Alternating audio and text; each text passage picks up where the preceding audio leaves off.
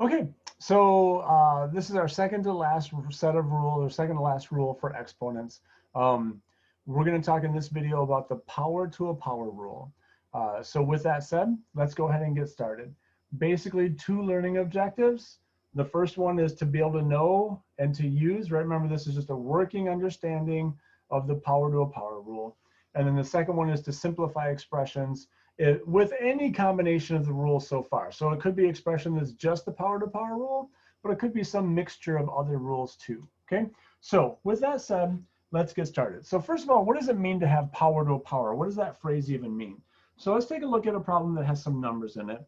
Let's say I have 2 and I raise that to the 5th power, and then I raise that to the 3rd power. Okay, that's a power to a power. It would more commonly be written with just a single set of parentheses like this. Those mean the same thing. They don't mean any different because these parentheses aren't really doing anything here.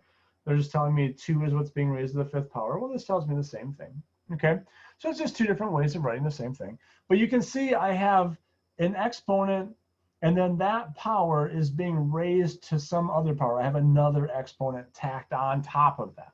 Okay, so this is a situation that's called power to a power. Let's start, as we begin the video, not using a shortcut, but using the literal definition of what exponents mean. So to raise something to the 3rd power, what that literally means is to take this thing and multiply it by itself that many times, right? Well, such that there are that many of the things.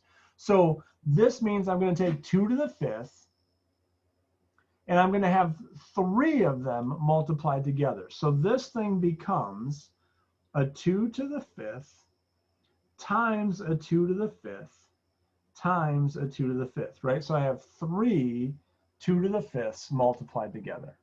So that's what the literal definition of an exponent means.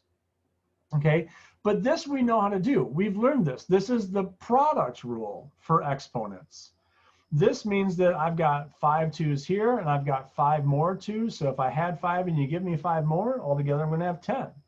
And then I have 5 more after that. So I'm going to end up with 15 altogether. So the product rule is telling me that I can just add those together.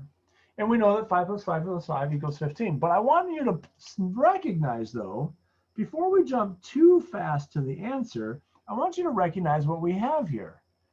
We have 3 5's being added. Now, why is it that we have 3 of the same thing being added? Well, the reason is because if we go all the way back to the beginning, this tells me to take this thing and multiply it by itself. So we're going to end up with identical exponents because that's what this is telling me. Which means every single time I have a power raised to a power, these exponents are always going to be exactly the same every single time. Which means that my addition step right here, when I use the product rule, is always going to be the same number plus itself over and over again, always. Now, why is that so important? Why am I making a big deal out of that? Well, think back to elementary school for a second. When you add a number to itself over and over, that's the very definition of multiplying. So 5 plus 5 plus 5, what that means is that I have 3 5's. 3 times 5. 3 times 5. That's what that means. And what does 3 times 5 equal? 3 times 5 equals 15. Okay?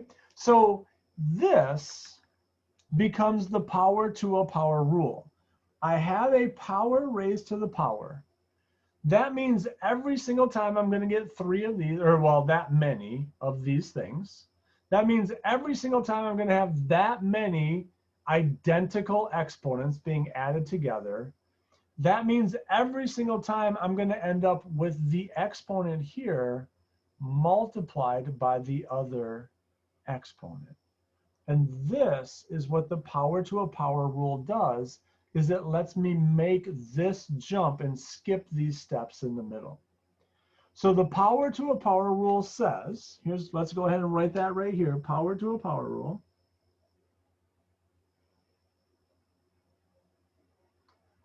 The power to a power rule says if you have a power, which is what I have right here, right? 2 to the 5th, that's a power, 2 to the 5th, raised to another power, and that's what we have here, right? 2 to the 5th being raised to the 3rd power. If you have a power raised to another power, then the answer is the product, which means multiply, right? Product means multiply of the two exponents.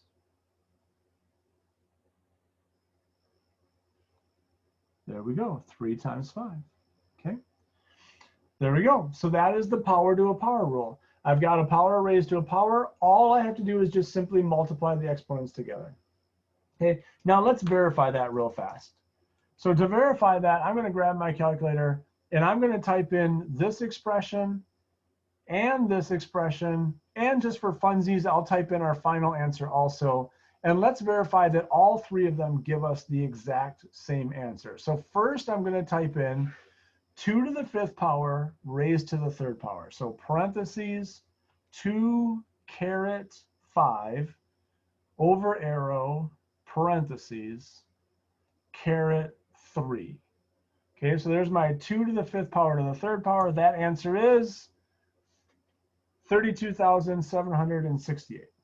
Okay, now I'm going to type in the shortcut. If I just made it the 2 exponents multiplied. So I'm going to type in 2 caret parentheses 3 times 5 parentheses. Okay, so now I'm just multiplying my 2 exponents. Do I get the exact same answer? Yes, I do. And then just for funsies, I'm going to type in what our final answer was, 2 to the 15th power. And once again, all of those are exactly the same. So, and that's what the power to a power property is saying, is that we should get the same answer every single time. Okay, so this is our second to last property, the power to a power rule. And that's how that particular property works.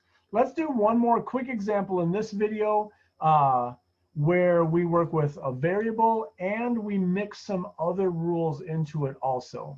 And then that'll take care of this particular video. All right, so here we go. Suppose that I have a 3x times x squared to the 4th times y to the 0. There we go. You know what? And I'm going to make all of that over, just for fun, let's make it a little bit bigger. I'm going to make all of that over x squared. Okay, so remember as we approach this, there's a couple of different ways you could approach it. But because there's so much in the top and the bottom is so simple, I'm going to start with an actual order of operations process. I'm going to say, I remember that fraction bars are a kind of a grouping symbol. And so I'm going to treat this like I've got to simplify the top first, simplify the bottom second, and then I'll deal with the fraction later. Okay, so here we go. Let's simplify the top. Well, I've got a couple things going on. I've got a 3 times x. There's nothing I can do with that. Here's my power to a power. So that's something that I can do. So I'm going to say I've got the 3x, can't do anything there. Power to a power. Okay, so that's telling me I should multiply my exponents. So 2 times 4 gives me 8. So that's good. And then I have y to the 0. Now remember, exponents only apply to the thing they're next to. That 0 doesn't apply to everything. That 0 only applies to the thing it's next to. So it only applies to the y. So y to the 0 power is equal to 1. Because anything to the 0 power equals 1. Well, anything except for 0. But most everything to the 0 power equals 1. In the bottom, there's nothing for me to simplify, so that stays the same. Now I notice that I have a little bit more that I can do, because now I have something that has the same base being multiplied together. So now I can use the product rule. So this x, there's only one of them, so that's my little sneaky ninja 1 up here. And the product rule tells me I can add these two exponents together. So 1 plus 8 is a 9. And then anything times 1 is itself. So 3x to the 9th times 1 is just 3x to the 9th. So I don't have to write the 1. We're good. So that becomes my next step. And then last but not least, now I see I've got a quotient rule situation. So I've got two things dividing. Those two things both have the same base. They both have x's. So I can subtract their exponents. So remember, this exponent only applies to the x. The 3 is separated. It's different. So nothing's happening to that 3. I'm going to have an x where I subtract the two things where the big one was. So the big one was in the top. So I'm going to have an x in the top, 9 minus 2. And then in the bottom where the small one was, I'm going to have just a 1. Okay? So anything divided by 1 is itself. So my fraction is just going to go away. Or you can think of this as a 3 divided by 1 equals 3, however you want to think of that. And then I've got a 9 minus 2 for my exponent. Well, that's equal to 7. And so there's my final answer. Okay? So thanks for watching this video. We have one final rule left, and then we're done with rules of exponents. So be sure you watch that last video. Thank you very much.